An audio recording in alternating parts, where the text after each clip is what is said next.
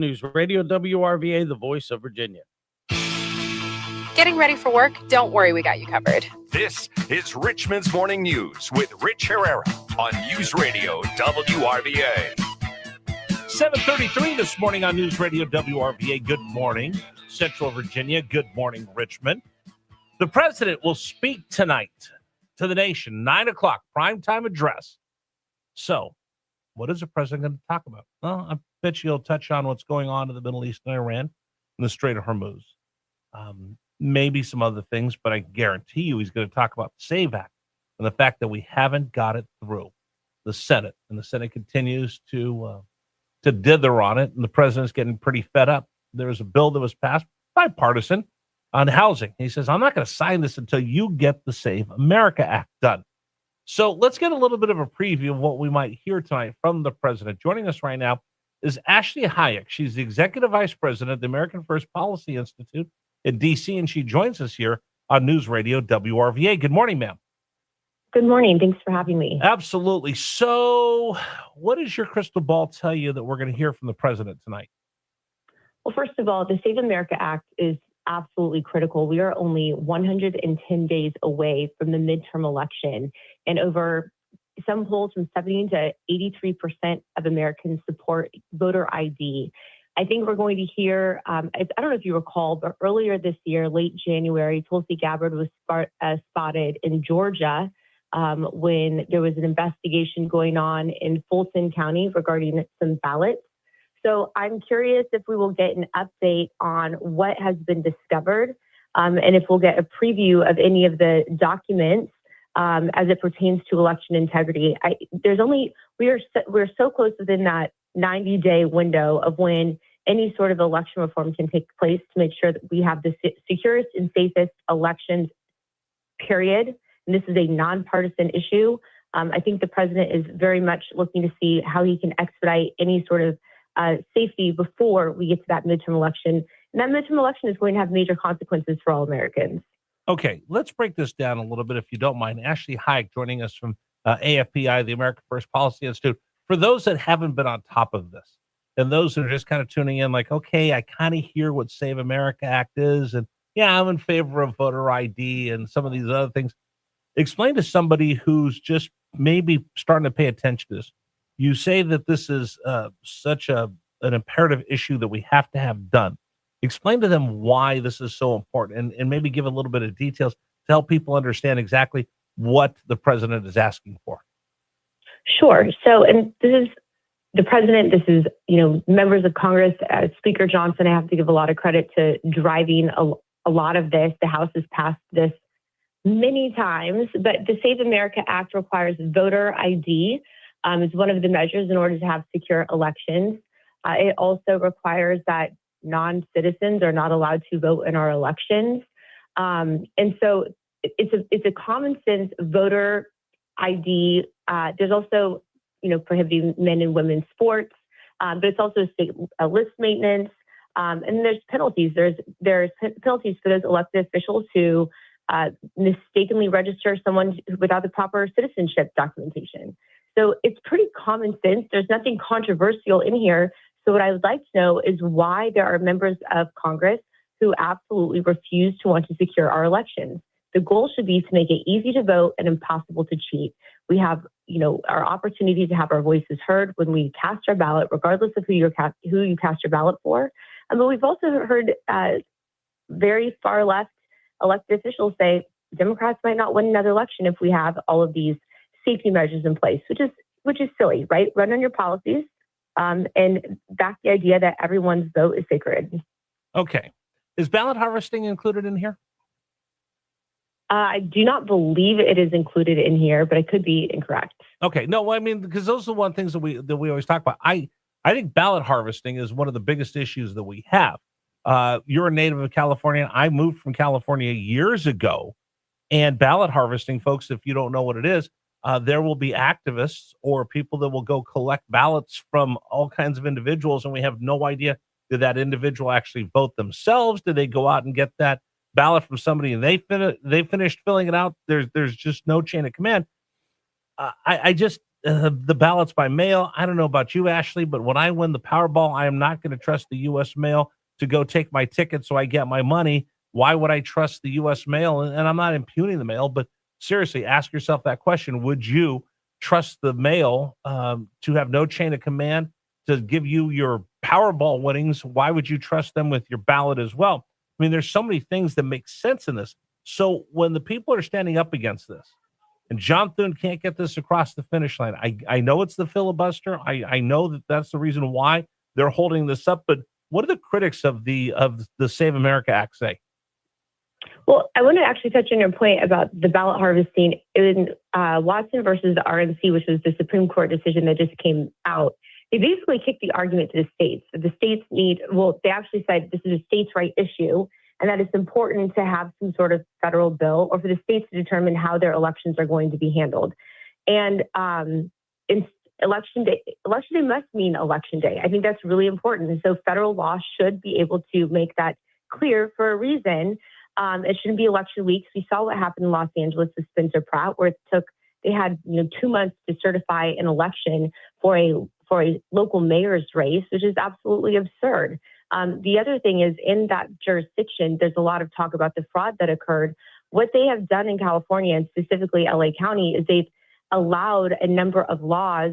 So it makes it impossible to track whether or not that election is secure. There's no chain of custody requirement. And that should be concerning to everybody. If you take the time out of your day to go and vote, then that vote should mean something, because you're deciding the future of our country, the future of your city, things, whether it's a school board race and you have kids in the school, or whether it's for governor and you end up with the governor who ends up cutting deals for illegal aliens, right?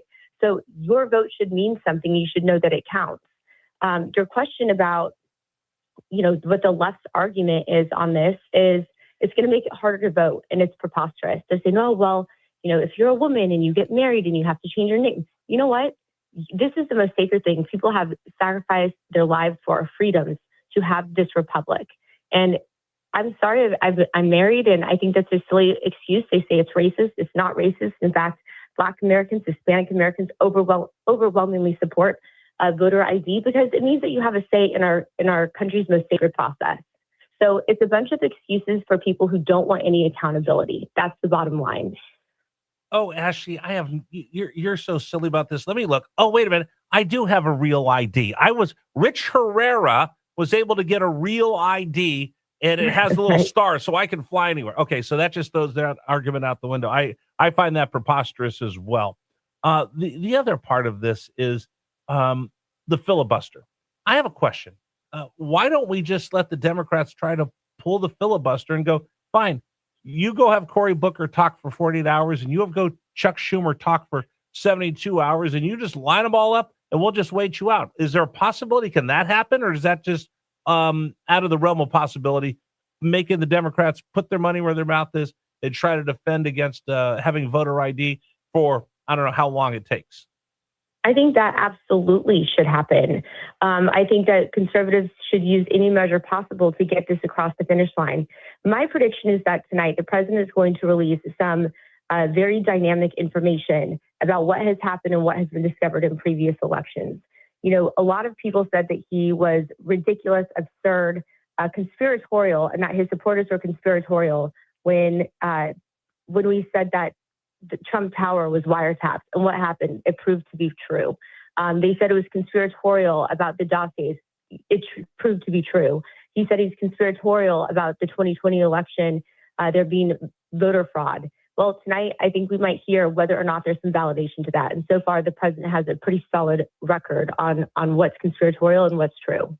Well, see, that's the one thing that I'm wondering. Will he show up tonight with the receipts? But as I tell anyone, if you're going to go for the crown, you better not miss. So if he shows up tonight, you realize the left is just going to savage. They're going to tell half truths. They're going to take it out of context.